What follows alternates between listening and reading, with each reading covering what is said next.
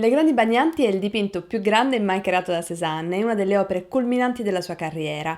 Combina la sua passione per il colore e l'atmosfera della Francia di inizio Novecento e raggiunge l'obiettivo più ambizioso del gruppo impressionista, rendere la loro arte matura e completa, come quella dei grandi maestri. Io sono Clelia e oggi scopriamo Le grandi bagnanti di Paul Cézanne del 1906. Il video è diviso in varie sezioni, quindi se sei interessato ad una di queste nello specifico, ti consiglio di andare al minuto che ti interessa e trovi tutte le sezioni anche in descrizione. Le grandi bagnanti di Cézanne è considerato il suo grande capolavoro. Ne esistono diverse versioni, ma la più bella secondo me è quella conservata al Museo d'Arte di Filadelfia, insieme alla versione della National Gallery di Londra, la mia città, che io adoro e da cui passo ogni volta con l'occasione. All'inizio della sua carriera d'artista, Cézanne aveva un temperamento molto forte e talvolta violento.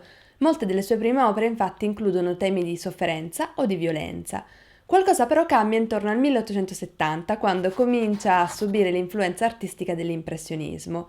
Le sue opere da quel momento cominciano ad includere sempre di più persone e paesaggi che conosce e che scopre intorno a lui. È un tema al quale si affeziona e non rinuncerà mai durante tutta la sua attività artistica, è proprio il gruppo di figure nude immerse in un paesaggio, sviluppato attraverso 1000 tecniche diverse: olio, acquerello, disegno. Il tema viene definito molto spesso come le bagnanti, poiché la maggior parte delle volte si tratta di figure femminili nei pressi di una riva.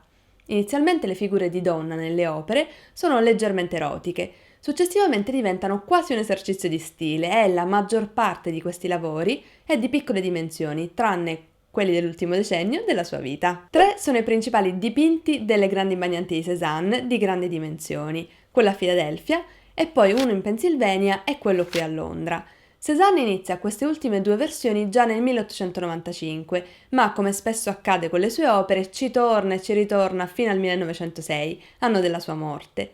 Una delle caratteristiche del lavoro di Cézanne infatti è proprio il fatto che non conclude mai del tutto le sue opere, ci ritorna spesso, mettendole da parte quando vuole fare una sosta e dipingendo molto lentamente.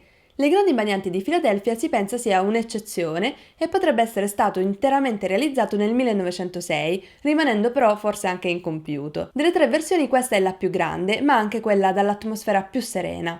La pennellata è molto sottile e l'intera opera è caratterizzata da colori complementari. Le donne infatti con i colori beige e marrone si integrano benissimo nel paesaggio e con l'azzurro del cielo e dell'acqua. Sembra quasi che siano parte del paesaggio naturale grazie alle sfumature di colore degli alberi, del terreno e della loro stessa pelle. Questa necessità e preoccupazione di Cézanne per l'armonia e l'equilibrio delle opere diventerà centrale per gli artisti che vedranno le sue di opere e questa diventerà insieme ad altre caratteristiche di astrazione dell'immagine una delle più importanti eredità che lascerà. Quando è ancora studente, Cézanne realizza diversi disegni di studio della figura femminile nuda, tuttavia successivamente non realizza mai opere grazie all'aiuto di modelli in carne e ossa. Si racconta infatti che, per via del fatto che abita in un piccolo paese francese molto puritano, lui stesso sia contrario a realizzare le opere con modelle dal vero. Basa invece le sue figure su altre fonti, i grandi maestri del passato, i suoi disegni da studente e diverse fotografie. Questa scelta di non utilizzare modelle e quindi di non analizzare il dettaglio dell'anatomia umana spiega forse anche la rappresentazione non dettagliata delle opere. Ne è un esempio la donna sulla sinistra in primo piano. La sua immagine deriva infatti da una Venere in marmo esposta al Louvre di Parigi fin dalla fine dell'Ottocento, una scultura che Cézanne conosceva bene e che utilizza come modello dei suoi disegni da giovane e anche in quest'opera. I due gruppi di donne, alla destra e alla sinistra del lavoro, si distinguono per diverse ragioni. La principale è il numero di figure del gruppo. A destra infatti il gruppetto sembra più unito e con un numero più alto di elementi. A sinistra invece vediamo solo 6 figure. Questi gruppi di donne sulla riva non sono molto lontani dai ricordi di Cézanne. Ha infatti l'abitudine da ragazzo di trascorrere del tempo nuotando e giocando con i suoi amici sulla riva e fra questi c'è anche lo scrittore Émile Zola. I lavori maturi di Cézanne si distinguono da quelli giovanili per una caratteristica principale, il movimento delle figure. Nelle sue prime opere infatti il movimento sembra rapido. In opere come Le grandi bagnanti di Cézanne invece il movimento è molto più maestoso, sereno e tranquillo. Un altro elemento caratteristico in quest'opera sono gli alberi, che assumono due ruoli diversi. Da una parte sembrano fragili, perché i rami sono abbastanza sottili, dall'altra però sembrano resistenti, come se si piegassero senza spezzarsi mai. Questo grazie alla composizione e ai colori scelti da Cézanne, grazie al tono, prevalentemente marrone, ma realizzato anche con delle pennellate di blu e verde. quindi così gli alberi si integrano con il cielo e con l'acqua. Lo sfondo dell'opera è caratterizzato da un paesaggio cittadino. Oltre il fiume, infatti, sullo sfondo si distinguono degli edifici. Questo paesaggio però non disturba la composizione per via della scelta dei colori. Cézanne infatti utilizza le stesse sfumature e riesce a riunire nel lavoro i nudi, il paesaggio naturale e quello cittadino. Dal punto di vista tecnico, l'ideale pittorico della pittura impressionista è quello di mantenere e ottenere l'immagine attraverso delle pennellate veloci. Le opere vengono infatti realizzate all'aperto e spesso si tratta di paesaggi di cui i pittori impressionisti vogliono catturare la forma e l'evoluzione di luce nel tempo. Qui tutto questo non accade. Cézanne infatti, anche se è vicino ai pittori impressionisti, preferisce in opere come questa spendere del tempo. La sua pennellata è molto lenta e la scelta dei colori viene fatta alla ricerca di un equilibrio. Ogni linea e ogni sfumatura viene studiata affinché interagisca al meglio con la precedente e con la successiva. Ad esempio in quest'opera le bagnanti sono delineate con linee molto precise e pennellate scure, ma l'idea generale è quella di contorni delicati. Inoltre per Cézanne la composizione conta insieme al colore più di ogni altro elemento. Infatti è un maestro nel creare attraverso la geometria delle forme e le linee verticali delle composizioni che sembrano all'occhio naturali, ma in realtà sono davvero studiate. Ad esempio in quest'opera l'immagine suggerisce una composizione quasi teatrale. Le figure delle donne protagoniste sono in primo piano e sono circondate da un arco formato dagli alberi che inquadra la scena.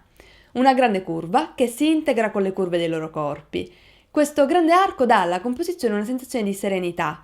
Le ragazze sono protette e noi abbiamo un punto di osservazione privilegiato, mentre le osserviamo trascorrere liberamente il loro tempo.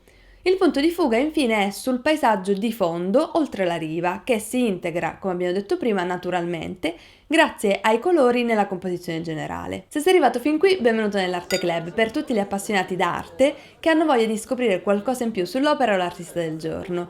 Lascia un commento qui sotto con l'hashtag Arte Club e preparati a scoprire la chicca del video di oggi. Con il tempo Cézanne viene soprannominato il padre dell'arte moderna perché diventa figura centrale e significativa per la pittura tra la fine dell'Ottocento e l'inizio del Novecento, oltre ad essere un punto di riferimento per il cubismo di Picasso e per l'arte astratta. La vita di Cézanne si divide principalmente tra la Provenza e Parigi, dove entra in contatto e fa parte del movimento impressionista. Uno dei suoi più grandi amici è il collega artista Camille Pissarro. Tuttavia, ciò che distingue gli impressionisti da Cézanne è la voglia di unire la freschezza del colore, della pennellata, di questa nuova arte, con le opere dei grandi maestri del passato. Cézanne infatti riesce a unire le due strade e anche se lavora isolato per la maggior parte del tempo, diventa comunque un riferimento per i pittori progressisti. Cézanne ha infatti una fortissima influenza su artisti come Braque e Picasso all'inizio del Novecento. Tutto questo in particolare dopo una sua mostra organizzata a Parigi nel 1907. Tra i vari artisti influenzati dalla sua arte c'è anche il grande scultore inglese Henry Moore, che ammira molto la composizione delle sue opere e la rappresentazione in generale della figura umana. Moore ama così tanto le opere di Cézanne da decidere negli anni 60 di acquistare una piccola versione delle grandi bagnanti di Cézanne e appenderla in camera. E se questo video in cui scopriamo qualcosa in più su una delle versioni delle grandi bagnanti di Cézanne ti è piaciuto, lascia un like e iscriviti al canale per non perdere i prossimi video sulle opere d'arte più interessanti nella storia. Ti consiglio inoltre di dare un'occhiata al mio video sulla sedia di Van Gogh oppure a quello sulle 20 opere che hanno fatto la storia degli ultimi 20 anni. Grazie e alla prossima!